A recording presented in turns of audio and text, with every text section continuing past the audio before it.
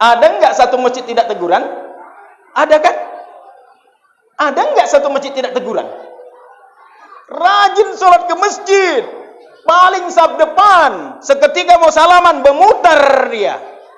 Wa tuqatti'u arhamakum ulaika alladzina la'anahumullah fa asammahum wa a'ma absarahum.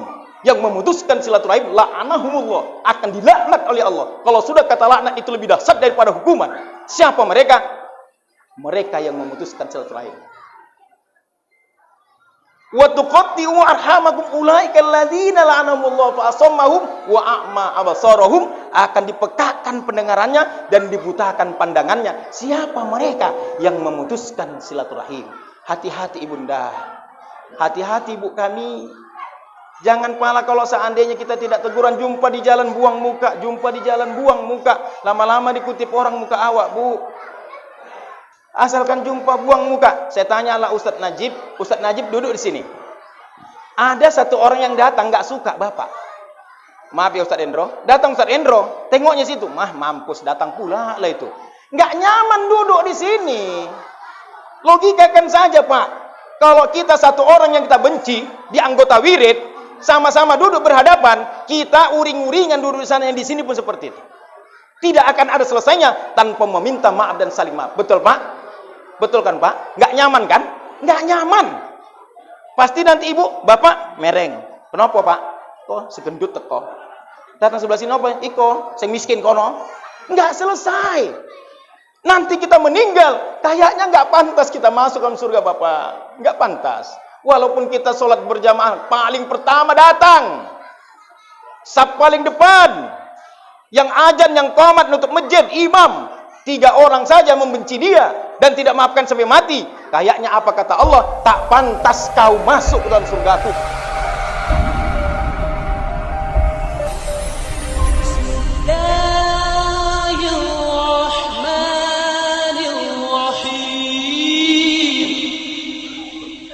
Dan tak kalah pentingnya salawat dan salam kepada junjungan Nabi besar Muhammad sallallahu alaihi wasallam yang senantiasa membimbing dan menuntun kita kepada jalan yang lurus minaz zulumati ilan nur. Hadirin jamaah, sekedar untuk memotivasi diri kita, seketika sahabat Rasulullah yang bernama Zaid tertidur malam. Dia bermimpi berjumpa dengan Rasul dan dia bertanya kepada Rasul, "Wahai Rasulullah, apakah kau melihatku?" Rasulullah tersenyum dan terdiam. "Wahai Rasulullah, apakah kau marah kepadaku?" Rasulullah juga terdiam. "Wahai Rasulullah, apakah kau tidak mengenalku? Bukankah dikatakan para ulama, engkau mengenal umatmu dari kemudian nanti sepertinya orang tua mengenal anaknya?"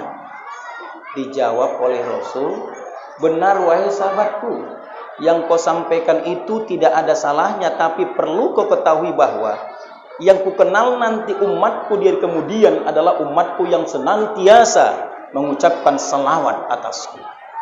Ini memberikan sindiran kepada kita untuk membukakan hati kita, menancapkan di benak hati kita rasa kecintaan kita kepada baginda Rasulullah sallallahu alaihi wasallam. Paling tidak saat seperti ini, Allahumma shalli ala sayyidina Muhammad, syafaatnya jualah yang akan kita harapkan nanti dari kemudian. Hadirin jamaah yang dirahmati oleh Allah Subhanahu wa taala. Ibu-ibu, anak-anak kami, bapak-bapak, sebelum kita mulai tausiah kita ini harus ada kesepakatan kita berapa menit, berapa jam, ataupun berapa detik. Kalau seandainya anak-anak yang ribut ini sudah menjadi karakter anak-anak. Kalau anak-anak ribut itu biasa, tapi kalau mamanya ribut itu perlu diruqyah. Kalau ada anak-anak yang tidak ribut, itu berarti anak-anak yang konslet. Kalau ada mama-mama yang tak pandai merepet, itu juga konslet. Karena kulihat ibu-ibunya malam hari ini dan adik-adik kami ini semuanya muka-muka soleha semuanya. Kenapa di sini menjawab? Yang saya bilang ibu-ibu. Yang di sini ku tengok muka soleha semua, betul Bu? Amin. Kenapa? Karena lagi maulid. Kalau pulang ke rumahnya aku nggak tahu. Jangan-jangan melempar apa namanya? Remote, aku tak tahu lah, ikut lah itu. Malam ini akan kita bahas. Bapak jamaah yang dirahmati oleh Allah. Ustadz Sabudin, kita berapa jamnya ini? Ku tengok udah hampir jam. Tengok jam 10. Aku takut gua pulang nanti sana kena begal lah pula.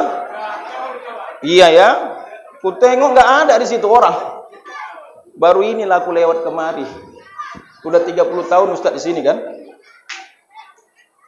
Saat sekarang ini akan kita bahas, saya nanti jam 10, jam 11 lewat 15. Ataupun nanti lah suka-suka aku lah. Kalau seandainya aku tengok tak banyak yang tidur, ku lanjutkan. Kalau banyak yang bertiduran daripada kalian tidur, lebih baik aku pulang. Aku yakin, saya yakin kalau sudah di atas jam 10, mata untuk mengajak tidur. Ya kan Bu? Nah tengok, berarti jam 10 selesai. Maaf Ibunda, kita sepakat sajalah, sampai enaknya aja ya Bu. Sepakatkan Pak Ustadz. Kalau Ustadz Najib ini mungkin dia nggak ngantuk karena dia di depan. Coba di belakang dia tidur lah. Tak penting aku mendengarkan kau nanya. Nah, saat malam hari ini kita adalah memperingati hari kelahiran Rasulullah Sallallahu Alaihi Wasallam. Sesungguhnya siapakah yang pertama kali menggagas dan mengadakan peringatan ini? Sebagian ulama walaupun tidak semua sepakat adalah Shalahuddin Al-Ayyubi. Seketika itu kenapa mereka ini terinspiratif untuk mengadakan memperingati kelahiran Nabi? Karena seketika 600 tahun lebih kurang kepergian Rasulullah, pengikut-pengikut Rasulullah itu yang sudah masuk Islam ingin murtad kembali. Maka terinspiratiflah bagi mereka untuk memperingati hari kelahiran Nabi. Seketika sudah diadakan malam pertama, Ibu, nggak ada yang datang. Diadakan malam kedua, nggak ada yang datang. Baru diadakan, maka dipotonglah kambing. Dipotong kambing, banyak berdatangan.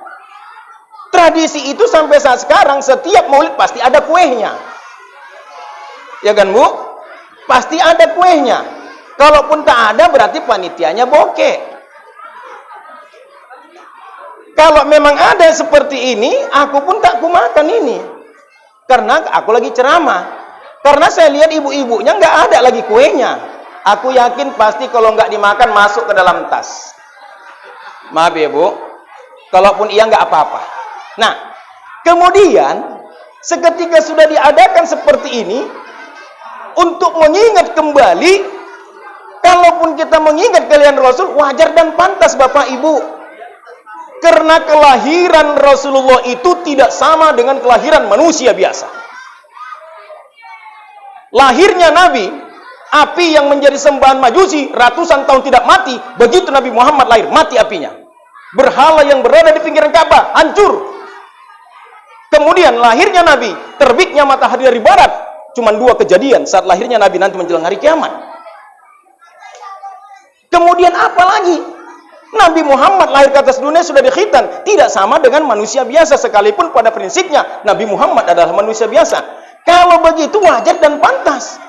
Kalaupun kita tanya ibu bapak, yang paling mulia ciptaan Tuhan di atas dunia ini adalah Rasulullah. Dibanding dengan Masjidil Haram, dibanding dengan malaikat, dibanding dengan Madinatul Munawwarah, yang paling mulia adalah Rasulullah Muhammad Sallallahu Alaihi Wasallam. Wajar dan pantaslah kita idolakan Muhammad Sallallahu Alaihi Wasallam. Wajar kan Bu? Wajar.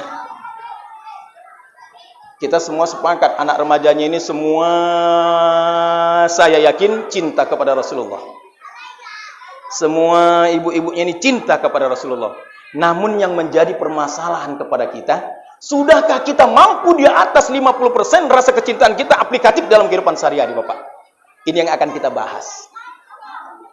Yang pertama, Rasulullah itu mempunyai sifat kasih sayang, ruhama ubainahum, lihat surah Al-Fatah ayat 29.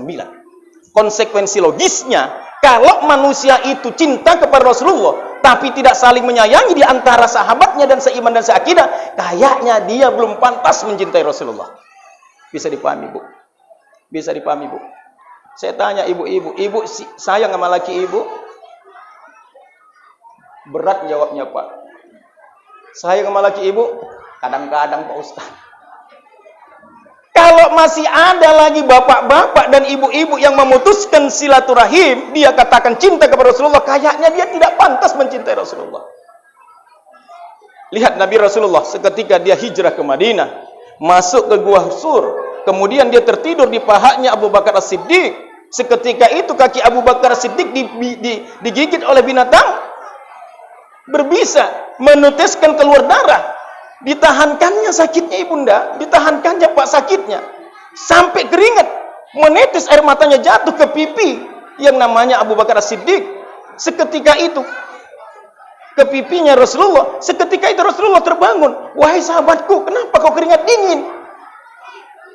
Kenapa kau keringat dingin? Kenapa kau menangis?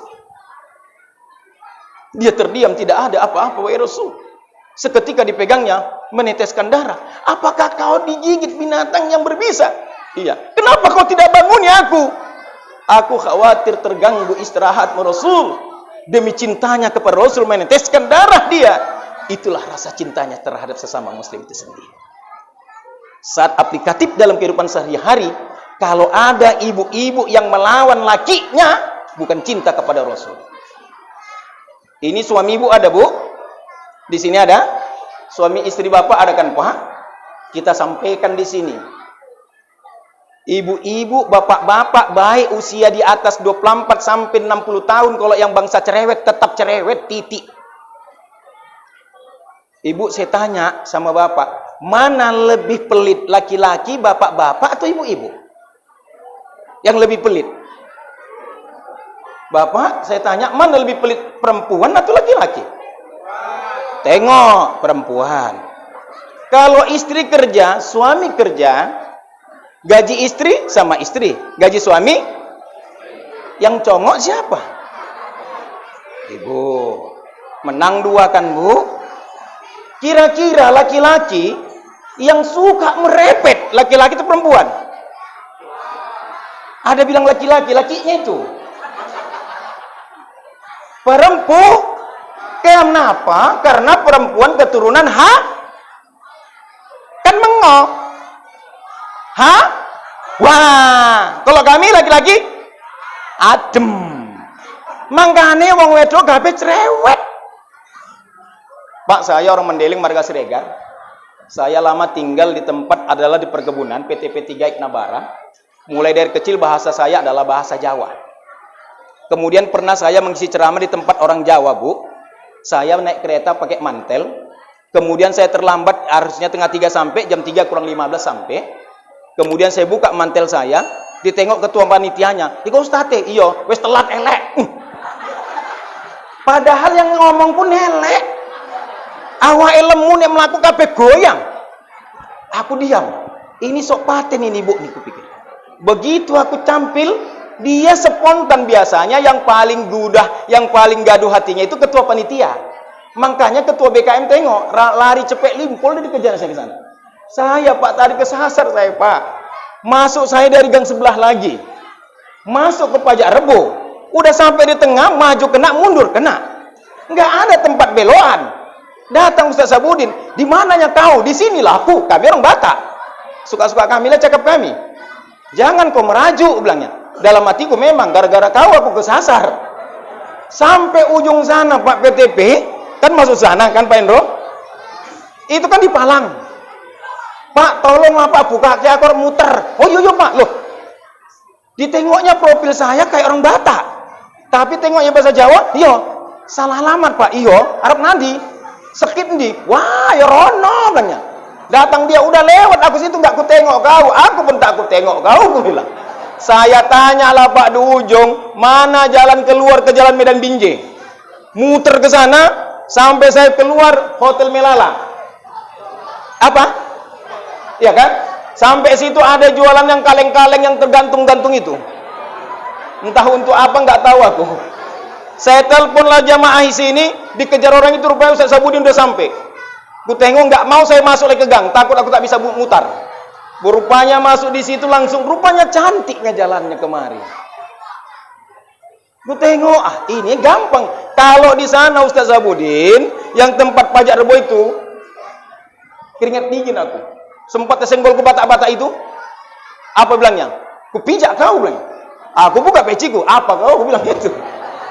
Batak lawan batak. Nah, ini adalah salah satu yang menjadi permasalahan intinya. Kalau kita tidak mampu membentuk rasa kasih sayang kepada umat Islam, jangan kau katakan kau adalah cinta kepada Rasulullah SAW. Kalaupun ada ibu kami, bapak kami di sini, satu orang saja yang tidak saling teguran dan juga adik-adik kami, kalaupun kau mati, seketika kau rajin beribadah, 17 kali kau mengerjakan haji, infakmu di masjid banyak, saat kau meninggal, saat dikatakan imamnya itu, apakah jenazah ini baik? Kata semua baik. Satu orang tunjuk tangan, kamulah yang mengatakan baik. Aku tak kukatakan dia baik. Aku yang tahu siapa dia. Dia sudah berhadapan kepada Allah, tak pantas dia masuk dalam surga. Makanya biasalah merendah, insya Allah tidak ada yang bisa merendahkan kita. Selalulah kita mengalah, insya Allah tidak ada yang bisa mengalahkan kita. You understand? Cuman satu ibu kuncinya sama laki. Kalau laki-laki lagi merepet, ibu diam, titik. Apapun bilangnya diam ibu, tapi ibu diam, jangan mengejek. Nggak apa-apa. Suka kaulah. Kita pun gitu juga, Pak. Kalau istri kita merepet, anggaplah dia mengembangkan bakat dia. Dengarkan saja. Nanti menjawab kita, main tangannya. Diam kau ya bang, aku kerja. Maaf ibu, ibu kerja. Jangan bangga dengan kerja ibu.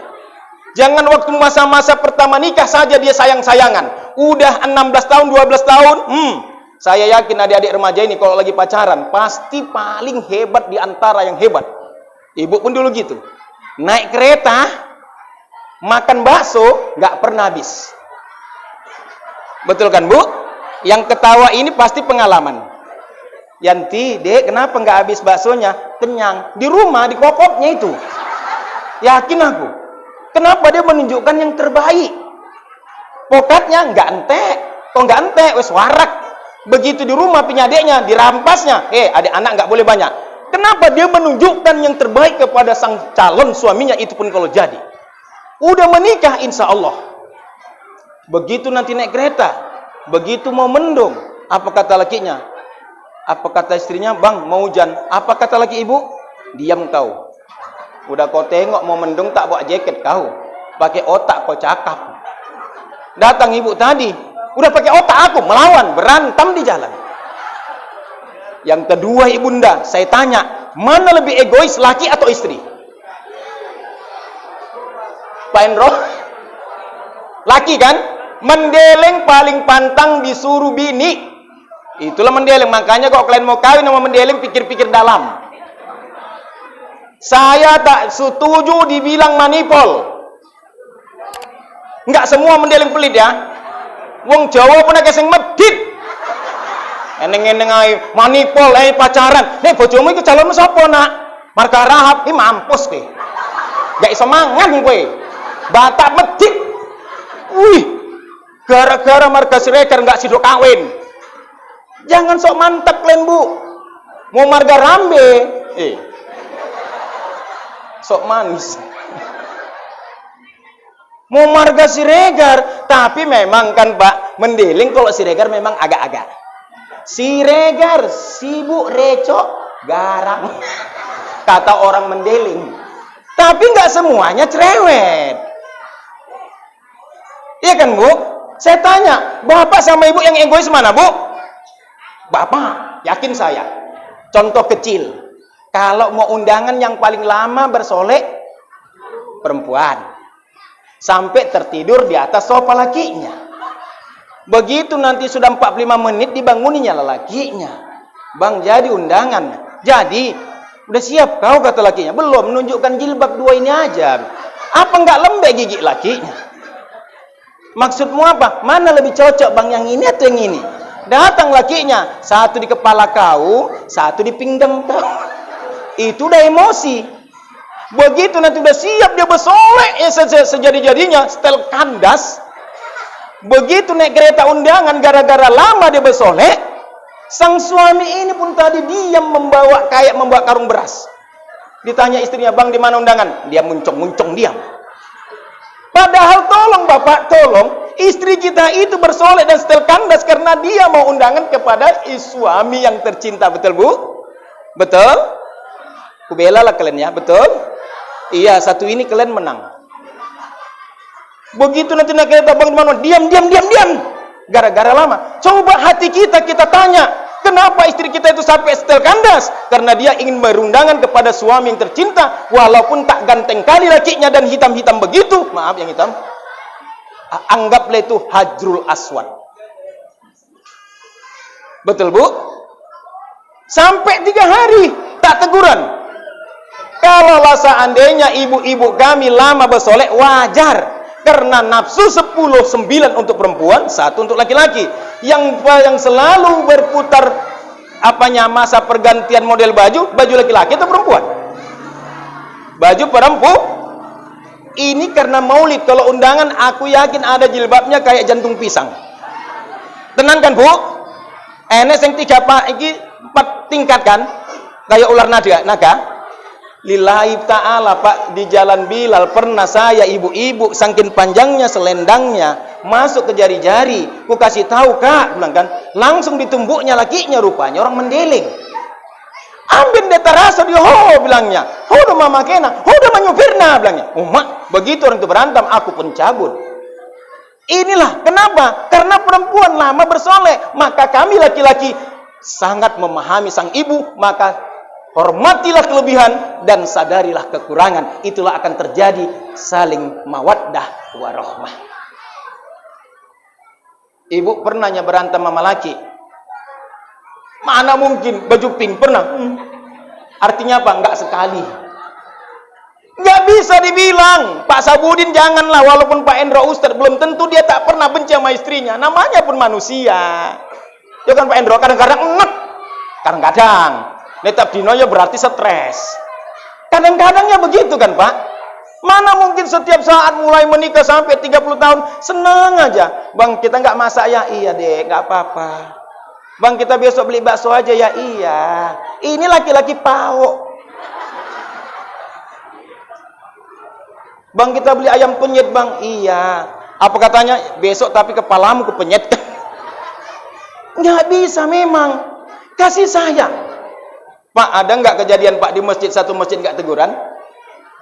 Ada nggak satu masjid tidak teguran? Ada kan? Ada nggak satu masjid tidak teguran? Rajin sholat ke masjid, paling saf depan, seketika mau salaman bermutar dia. Wa tuqatti'u arhamakum ulaika alladzina la'anahumullahu fa asammahum wa a'ma absarahum. Yang memutuskan silaturahim la'anahumullah, akan dilaknat oleh Allah. Kalau sudah kata laknat itu lebih dahsyat daripada hukuman. Siapa mereka? Mereka yang memutuskan silaturahim. Wa tuqatti'u arhamakum ulaika alladzina la'anahumullah fa asammahum wa a'ma absarahum, akan dipekakkan pendengarannya dan dibutakan pandangannya. Siapa mereka yang memutuskan silaturahim? Hati-hati ibunda. Hati-hati ibu kami. Jangan pala kalau seandainya kita tidak teguran, jumpa di jalan buang muka, lama-lama dikutip orang muka awak, bu. Asalkan jumpa buang muka. Saya tanyalah Ustadz Najib duduk di sini. Ada satu orang yang datang nggak suka bapak. Maaf ya Ustadz Endro, datang Ustadz Endro, tengoknya situ, mampus datang pula lah itu. Nggak nyaman duduk di sini. Logikakan saja Pak. Kalau kita satu orang yang kita benci di anggota wirid, sama-sama duduk berhadapan, kita uring-uringan duduk di sana, yang di sini pun seperti itu. Tidak akan ada selesainya tanpa meminta maaf dan saling maaf. Betul Pak? Betul kan Pak? Nggak nyaman kan? Nggak nyaman. Pasti nanti ibu, bapak mereng. Kenapa Pak? Kok segendut teko. Datang sebelah sini apa? Iko, sing miskin kono. Nggak selesai. Nanti kita meninggal, kayaknya nggak pantas kita masuk dalam surga Bapak. Nggak pantas.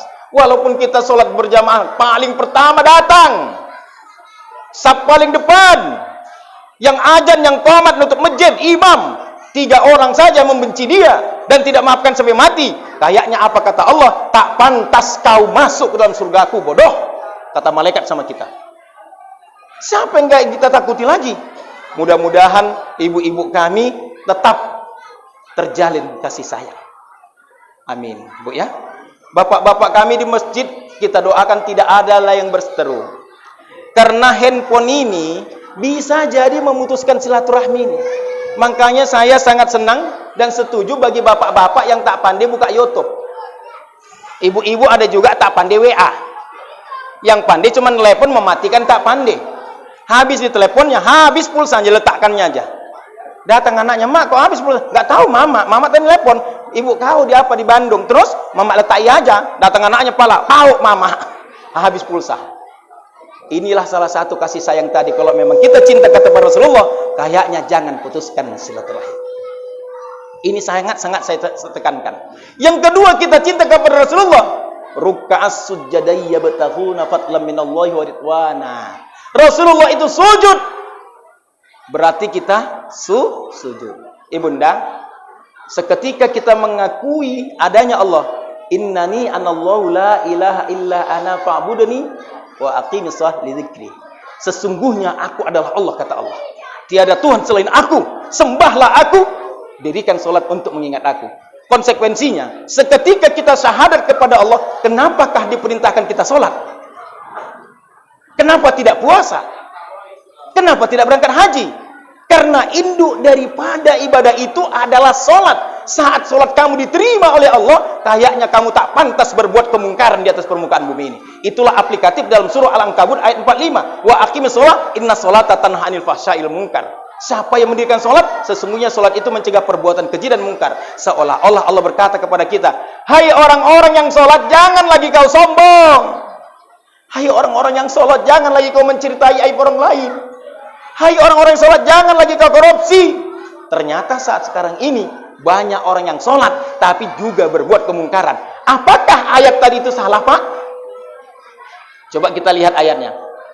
Aqimis sholah, inna sholata tanha 'anil fahsyail munkar, surah Al-Ankabut ayat 45. Dirikanlah sholat itu mencegah perbuatan keji dan mungkar. Konsekuensinya, kalau seandainya orang yang sholat tak pantas berbuat kemungkaran, ternyata dari aplikasi saat sekarang ini orang-orang banyak yang rajin ke masjid tapi tidak takut dengan perbuatan dosa. Kalau begitu, apakah salah ayat tadi? Jangan sekali-kali menyalatkan ayatnya Allah. Lihat Zakir Naik berkata di depan pendeta, coba cari satu kesalahan huruf Al-Quran, tidak ada yang tahu. Kalau memang ada salah, berarti Tuhan kita salah. Nah, sekarang menjadi permasalahannya, banyak orang yang sholat, tapi banyak juga orang yang berbuat kemungkaran. Betul ini, Bu? Betul, Bu? Sholat rajin, tapi masih berbuat kemungkaran. Sholat rajin, korupsi masih ada. Sholat rajin, gosip, gosok-gosok, menginsip. Tetapi ini semua dikerjakan. Sementara kata Tuhan, jangan lagi kamu berkemungkaran. Ternyata orang yang sholat tadi, Pak, Ibu, masih berbuat kemungkaran. Dia bukanlah mendirikan sholat, tapi hanya mengerjakan sholat. Rata-rata perintah sholat dalam Al-Quran, aqimis sholat. Karena akim itu adalah istimror, artinya berkesinambungan.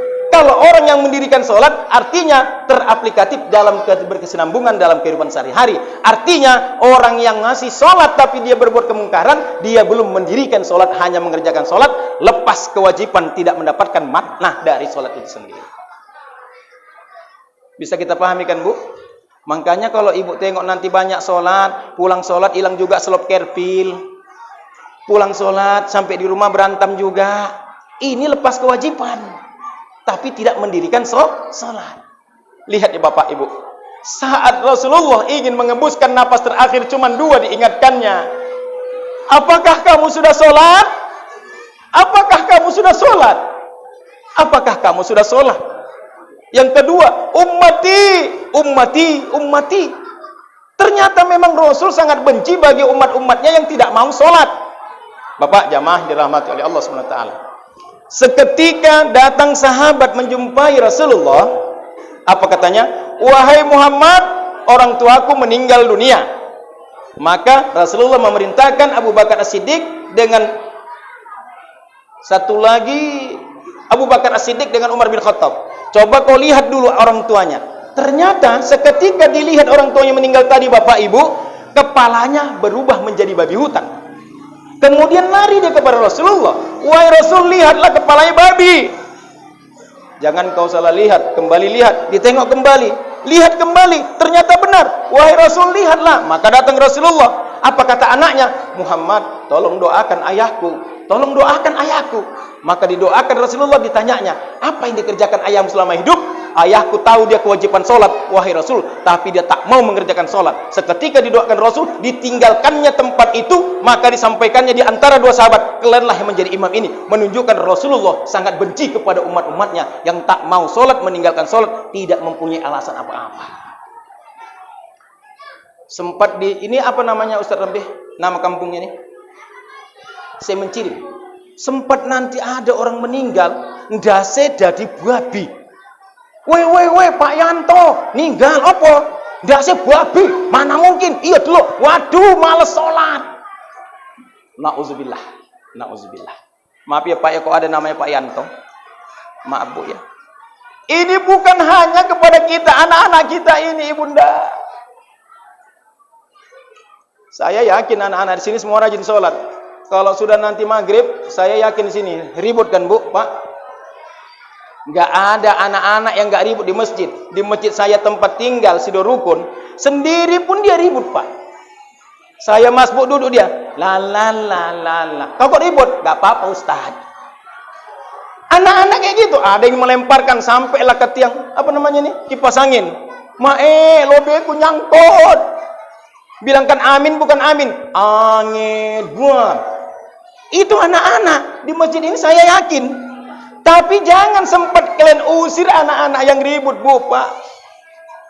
Diam kalian. Sido Rukun gitulah Pak. Ku pijak kalian ya kok ribut.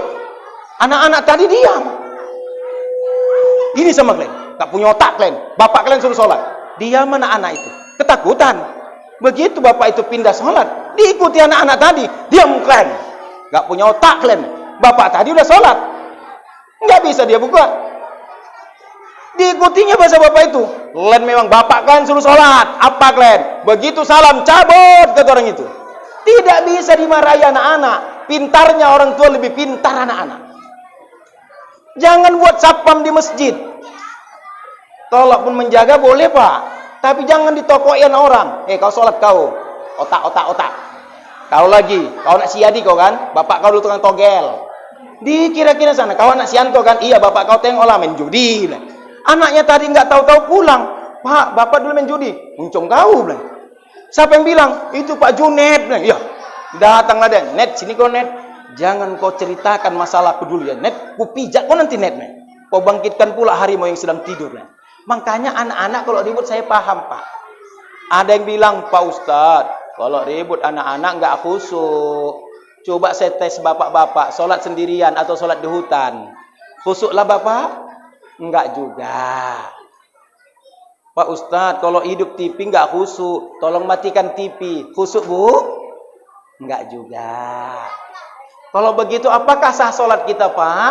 Makanya dalam rukun sholat tidak ada khusyuk. Kalau sempat rukun sholat pertama khusyuk, rata-rata enggak ada yang diterima sholat kita, sekalipun Ustadz. Betul kan Ustadz? Tengok ngaku, Ustadz Endrok kan? Saya Pak pernah jadi imam. Kereta saya diparkir di komplek wartawan. Datang maling, diambilnya pula keretaku. Datang anak-anak bilangnya, kok diambil kereta Ustadz? Apa nggak gemuruh dadaku di depan? Matilah ini kupikir. Betul. Apa kata anak-anak? Kereta Ustadz kok diambil? Datang malingnya tadi, bilangnya pula itu. Dalam hati aku, matiku percepatlah rakaat kedua. Assalamualaikum warahmatullahi wabarakatuh. Assalamualaikum. Ku tengok ada 8 kereta, BK-nya 6375 GF. Kalau ada di sini tolong pulangkan itu keretaku. Ku tengok hilang. Enggak khusus saya, Pak. Bapak pun kayak gitu kan, Pak? Mana mungkin? Sedangkan itu aja kita imam. Ku tengok enggak ada. Ku tanya, kenapa siapa yang ngambil, Nak? Orang Pak Ustadz, dengkolnya payah disorongnya ke sana Pak Ustadz. Itu baru kredit 6 bulan. 1 bulan 600 limpul. Ku tengok enggak ada. Tapi kata Allah, ku tidak kukatakan kau beriman sebelum ku uji keimananmu. Namun saya hanya berzikir kepada Allah. Ala bizikrillah tatma'innul qulub. Hanya berzikir jiwamu menjadi tenang. 11 hari saya rutinkan malam ibunda, Bapak. Maka terjawab semuanya. Maka aku meminjam uang mertuaku. Seketika itu datanglah jamaah dari gang kami masuk membawa map. Kemudian datanglah istriku, dibilangnya, "Bang, udah kehilangan kereta, datang pula minta sumbangan." Itulah mama. Padahal dia mengantarkan sumbangan. Begitu dia masuk, "Pak Ustadz, ini Pak Ustadz, mak, ku tengok ada 500, ada 200, jumlahnya 4.800.000. Saya bilang lah, "Pak, aku nyumbang berapa lagi?" Ustadz, ini bukan minta sumbangan. Terus, ini menyerahkan sumbangan dari komplek wartawan. Langsung istri saya sebelah itu nangis. Hilang kereta nangis, dapat uang nangis. Itulah mama. Begitu saya tanda tangani, begitu dia keluar, "Pak Ustadz, ini saya tambah 200 pas 5 juta. Ternyata Allah menjawab apa yang telah kita rasakan. Seketika saya dikasihnya 5 juta, saya telepon mentulang saya, nantulang tidak jadi aku minjam uang. Kenapa? Sudah ada mengantarkan uang sesuai yang akan kupinjam kepada nantulang itu. Ternyata Allah menjawabnya, ala bizikrillah tatma'innul qulub." Hanya berzikir kepada Allah, jiwamu menjadi tenang. Dan pada akhirnya saya belilah kereta Karisma. Seketika itu asalkan saya parkir, tetap saya gembok. Memang waktu hilang saya bilang gini, Pak Ustadz Najib, "Ya Allah Tuanku, hilang keretaku, gantilah kalau bisa setang bulat." Sampailah 6 tahun, enggak juga. Sampai 8 tahun naik kereta juga. Pas 11 tahun baru ganti setang bulat. Makanya aku agak-agak takut itu naik kereta, naik mobil kalau jalannya kecil. Kalau orang yang baru setir itu, Pak, besar kali jalan itu. Ya kan Najib? Betul, kalau bawa mobil kayak gitu. Iya kan? Itulah dia, Bu. Ternyata dijawab oleh Allah. Lebih baik kita senang di akhir hayat kita, di usia yang tua, daripada senang di awal. Oleh sebab itu yang kedua, jangan tinggalkan sholat kita, Bapak Ibu. Bisa dipahami, Bu? Seketika kita sudah melakukan sholat, apalagi yang kita lakukan? Nabi Rasulullah 100 kali dia, Ibu, dia mohon ampun kepada Allah dosa-dosanya. Saya tanya Bapak, Nabi Muhammad itu masuk surga atau tidak? Masuk surga. Diampuni dosanya atau tidak? Ampuni. Kenapa dia sampai 100 kali dia mohon ampun? Dia kan masuk surga. Kenapa dia mohon ampun? Mengajari kepada kita, Bapak, Nabi saja yang dia masuk surga mohon ampun, apalagi kita. Saya tanya juga, ibu rajin beribadah, paham Bu? Kemudian ada sedikit dosa, tapi ibu tidak mohon ampun atas dosanya. Kalau meninggal, potensi nggak masuk neraka? Potensi, Bu? Ibu rajin ke berangkat haji, ibu menyumbang banyak, tapi ada dosa ibu, tapi tidak mohon ampun, kalau mati, potensi nggak masuk neraka? Sangat potensi. Saya banyak dosa, kemudian pahala saya sedikit, tapi saya mohon ampun atas dosa yang banyak tadi, saya diampuni, meninggal, potensi nggak masuk surga? Potensi. Itu menunjukkan Allah itu sangat sayang kepada hambanya. Ya ibadi, innakum tukhti'u bil-laili wan-nahar wa ana aghfiru dzunuba jami'a fastaghfiruni aghfir lakum. Hai hamba-hambaku, aku tahu kamu pagi, siang, petang, dan malam banyak berbuat dosa dan salah, tapi aku ampuni semuanya itu. Mohon ampunlah kamu kepada aku, yakinlah aku ampuni kamu. Allah sangat paham apa yang telah kita perbuat. Paham kita, Bu? Ternyata Allah menciptakan surga itu bukan hanya untuk para nabi, bukan hanya untuk para ulama, bukan hanya untuk para sahabat. Justru Allah menciptakan surga itu kepada orang-orang yang penuh berbuat dosa, tapi yang sadar dengan dosa-dosanya. Bisa kita pahami, Pak? Umar bin Khattab menangis, ditegur oleh Rasul. "Wahai Umar, kenapa kau menangis?" "Wahai Rasul, aku menangis karena melihat orang yang sedang menangis." "Siapa itu, wahai sahabatku?" "Sungguh Rasul, aku tidak mengenalnya." "Panggil anak muda itu, bawa dia ke dalam rumahku." Seketika anak muda itu dipanggil oleh Umar bin Khattab, dibawa ke dalam rumah Rasulullah, dan ditanya oleh Rasul, "Wahai anak muda, kenapa kau menangis?" "Wahai Rasul, aku menangis karena banyak berbuat dosa." "Dosa apa yang kau berbuat?" "Sungguh ya Rasul, aku tidak mampu mengucapkannya." "Apakah kau berbuat syirik kepada Allah?" "Tidak wahai Rasul." "Apakah kau membunuh manusia tanpa hak?" "Tidak wahai Rasul." "Kalau begitu wahai anak muda, sekalipun dosamu 7 lapis langit, kalau kau masih mohon ampun kepada Allah, Allah memberikan ampunan dosa kepadamu." Ingat, maka ditanyanya lagi, "Anak muda, lebih besar dosaku daripada 7 lapis langit wahai Rasul, ditambah gunung Uhud, dosaku wahai Rasul, dengan kekuasaan Allah, dosaku wahai Rasul." Kalau begitu ceritakan anak muda, Dosa apa yang kau perbuat? Wahai Rasul, sudah 17 tahun pekerjaanku adalah membongkar kuburan manusia. Dan saat tadi malam aku bongkar kuburan wanita dari kaum Ansar. Aku buka kain kafannya dan kutinggalkan dia dalam keadaan bugil. Timbul nafsuku, wahai Rasul. Ku datangi dia, wahai Rasul. Ku setubuhi dia, wahai Rasul. Selesai ku setubuhi, berbicara ruhnya di depan aku, wahai Rasul. Wahai anak muda, bukankah kau tidak malu seketika nanti perbuatanmu ini diperlihatkan oleh dari kemudian? Sehingga kau telanjangi aku depan mayat-mayat yang lain. Kau depan aku dan depan Allah dalam keadaan berjuluk. Mendengar perkataan itu, apa kata Rasulullah? Anak muda, tinggalkan rumahku ini. Allah tidak akan memberikan ampunan dosa kepadamu, melainkan azab yang sangat dahsyat. Seketika anak muda meninggalkan rumah Rasulullah di tengah-tengah padang pasir. 40 hari 40 malam bapak dia tidak mau makan dan tidak mau minum. Menyesali perbuatannya, apa katanya kepada Allah? Ya Allah, ya Tuhanku, aku adalah hamba yang lemah. Kalau seandainya kau tidak memberikan pengampunan atas dosaku ini, ya Allah, sebelum kau masukkan aku kelak ke dalam api nerakamu, tolong kau titipkan api nerakamu, bakarlah aku, ya Allah, bakarlah aku. Menyesal dia, menyesal. Kedua belah pipinya dihiasi dengan tetesan air mata. Allah memandang anak muda ini pantas diberikan pengampunan, maka Allah mengutus malaikat untuk ketemu dengan Rasulullah dengan 3 pertanyaan. Apa kata malaikat? Wahai Muhammad, siapa yang menciptakan manusia? Allah. Yang memberikan rezeki? Allah. Siapakah Rasulullah yang berhak memberikan ampunan dosa manusia? Allah. Kalau begitu, wahai Muhammad, engkau mengatakan yang memberikan ampunan dosa adalah Allah, kenapa kau usir umatku?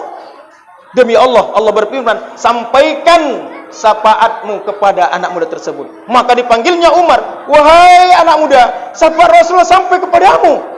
Apa kata anak muda? Tidak, dia benci kepadaku. Demi Allah, Rasulullah sudah menyampaikan syafaat kepadamu. Maka dia jumpa kepada Rasulullah, melakukan ibadah solat. Di akhir solat anak muda, Inna lillahi wa inna ilaihi raji'un. Berfirman Allah dalam Al-Quran, hatta zurtumul maqabir, sampai ke liang kuburmu, aku tetap perhatikan tobatmu. Kalau begitu, alasan apa lagi bapak kita tidak mohon ampun kepada Allah? Alasan apa lagi bu kita tidak mohon ampun kepada Allah? Karena kita tidak tahu kapan kita kembali kepada Allah SWT. Belum tentu kita untuk hidup. Allah tak menunggu tobat-tobat kita. Saat sekarang ini musim mati di tempat kami, Pak. Mulai akhir bulan Juli sampai bulan apa nih? Bulan 10 yang meninggal adalah 31 orang. Tempat saya ceramah subuh di Helpet 2 minggu 18 orang. Mungkin di sini kayak gitu juga. Banyak juga meninggal. Mudah-mudahan kalau bisa Ustadz duluan, aku belakangan, atau kau duluan. Ternyata kalau seandainya innalillahi wa inna ilaihi raji'un, yang terpatri di hati kita bagaimana bu, pak? Siapa yang meninggal? Umure piro? Oh bapak iko, ya iya wes asamurat iko. Coba kita tarik hati kita, innalillahi wa inna ilaihi raji'un. Kalau seandainya lah yang dipanggil itu adalah nama kita, yang diumumkan itu adalah nama kita, sudahkah kita siap berhadapan kepada Allah? Apa yang kita bawa? Belum lagi sempat kita meminta maaf kepada tetangga kita, jamaah masjid. Seketika itu kita sudah berhadapan kepada Tuhan. Kayaknya pantaslah kata Rasulullah, kalau kamu tidak mau mohon ampun dosa-dosamu, kamu sebenarnya bukan pengikut oleh aku, kata Rasulullah SAW. Mudah-mudahan ibunda setiap saat banyaklah kita mohon ampun kepada Allah. You understand? Dosa kita kan banyak bu. Ya kan bu?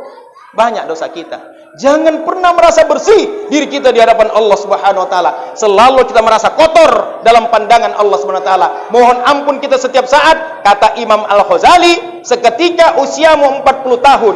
Dikatakan Imam Athaillah, kalau seandainya usiamu 40 tahun, perbanyaklah amal ibadah pagi, siang, petang dan malam, karena perjumpaanmu kepada Allah sudah mulai mendekat. Apa yang kau lakukan di usia 40 tahun jauh lebih bermanfaat dibanding kamu usia belasan tahun.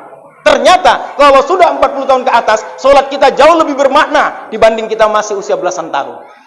Paham? Dikatakan Imam Al-Ghazali, apabila kamu sudah berusia 50 tahun, mana yang paling banyak kamu lakukan menjelang kematian? Dikhawatirkan saat itu kamu lakukan, itulah mengembuskan napas terakhir. Makanya kalau sudah usia di atas 50, jangan lagi rajin-rajin main leng, main kartu. Di sini nggak ada ya Pak ya? Di tempat saya habis wirid buka lapak. Takut aku nanti pas membanting kartu luwit sama hukum meninggal. Innalillahi wa inna ilaihi raji'un, telah meninggal Pak Suparno gara-gara apa? Main leng. Isin. Telah meninggal Ibu Ayu gara-gara apa? Gosip. Di sini mamanya nggak ada yang mau menggosip. Yakin aku. Tengok-tengokan kan? Nggak ada yang menggosip kan, Bu? Nggak ada kan, Bu? Mana mungkin kan, Bang kan? Nggak ada tukang gosip, Bu. Preketek-ketek orang yang gosip. Kalaupun tak ada, bohong. Tapi kalau sikit, yakin. Tapi kalau paling banyak, lebih yakin. Saya tanya lah Ibu, gosip itu bisa dirubah enggak, Bu? Bisa kan, Bu? Merepet bisa dirubah enggak? Bisa. Meraih anak bisa enggak dirubah dengan kata kasar? Ini anak-anak kita ini yang tengok saya ini mau calon-calonkan Pak Jokowi nanti nih. Ya kan, Nak? Siapa namamu, Nak? Hah? Akbar. Siapa, Nak? Akbar. Suatu saat kau menggantikan Pak Jokowi. Amin bilang. Enggak mau dia, Pak. Mau kau jadi ganti Pak Jokowi? Mau, mantap. Siapa nama bapakmu, Nak? Bapakmu siapa namanya? Mamamu rajin merepet, Nak. Mamamu rajin merepet. Enggak. Takut ada mama di sini. Sebelahnya. Mamamu rajin marahi kau, Nak? Enggak, Mak, mantap kali mamanya, boy. Yakin awak? Mamamu, Nak, pernah marahi kau? Rajin. Sering.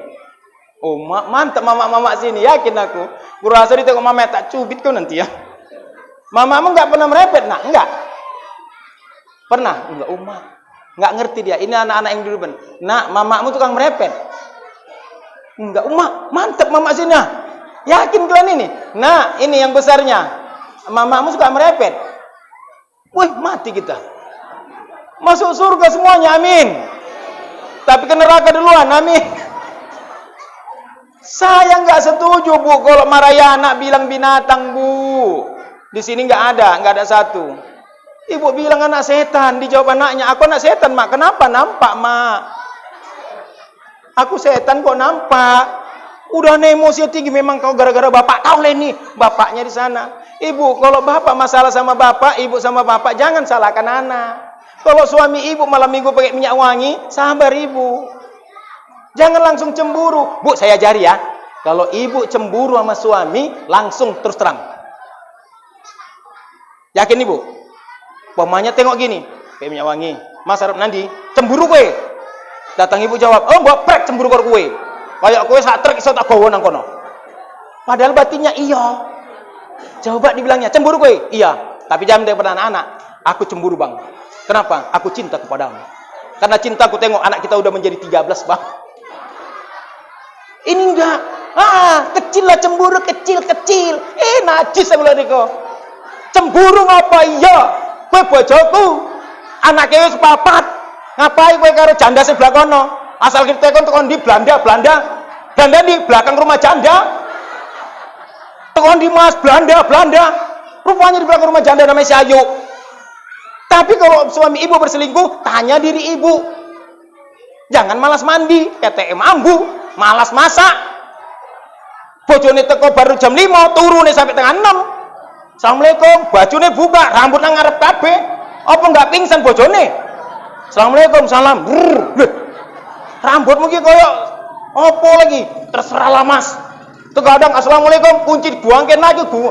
Ya, berselingkuhlah dia dengan selera anak tembung. Kayak gitu kalian pulanya. Beribadah ibu setel kandas, Bu. Di rumah jangan pakai daster. Koyak kene. Mak, bajunya koyak. Nang omah kok. Coba ibu yang koyak itu buat kain lap. Pakai setel kandas, bincunya warna hijau depan, bawah merah. Celaknya genang kene. Kene mana warna hijau.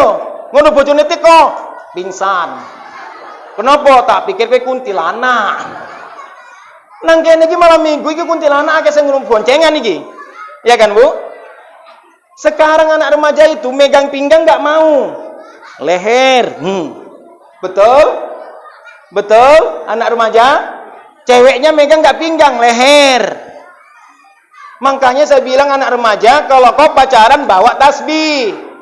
Semakin dibalap cowokmu, makin banyak berzikir. Makin dibalapnya, makin subhanallah subhanallah. Enggak mau juga dia berhenti, ajan kau di belakang. Pasti cowokmu nanti bilang, kau pikir aku setan? Jawab, memang kau setan. Ini enggak, dibonceng makin gendut-gendut, entak gape, peluan, golek nang lalang-lalang. Sisuk mateng. Langsung dipestakno. 6 bulan, ngowek-ngowek. Ya kok cepet ya, biasa zaman sekarang. Ibunda bapak jamaah dirahmati oleh Allah Subhanahu wa taala. Apa yang kita sampaikan pada malam hari yang berbahagia ini, rasa kecintaan kita kepada Rasulullah hanya ucapan bibir saja, kayaknya tidak pantas kita hidup di atas permukaan bumi ini kalau kita mengaku Islam. Yang pertama, jangan seberani kita meninggalkan sholat, kita ajarkan kepada anak kita. Yang kedua, selalulah kita menghubungkan silaturahim, jangan memutuskan silaturahim. Senantiasa kita mohon ampun kepada Allah karena kita bukanlah malaikat, kita pasti berbuat salah. Dengan pengampunan kita saat kita meninggal, sekalipun dosa kita seperti gunung Uhud diampuni, kita potensi masuk ke surga. Ketiga, ini teraplikatif dalam kehidupan sehari-hari. Insya Allah doa kita bersama jamaah Masjid Syuhada, ya. Al-Hidayah ini menjadi orang yang mencintai Rasulullah dan kita ketemu nanti di akhirat, berjumpa di dalam surganya. Amin ya rabbal alamin. Bapak, Ibu, terima kasih atas segala perhatian. Mohon maaf atas segala kekurangan. Kepada Allah mohon ampun. Wa bihi nasta'in. Assalamualaikum warahmatullahi wabarakatuh.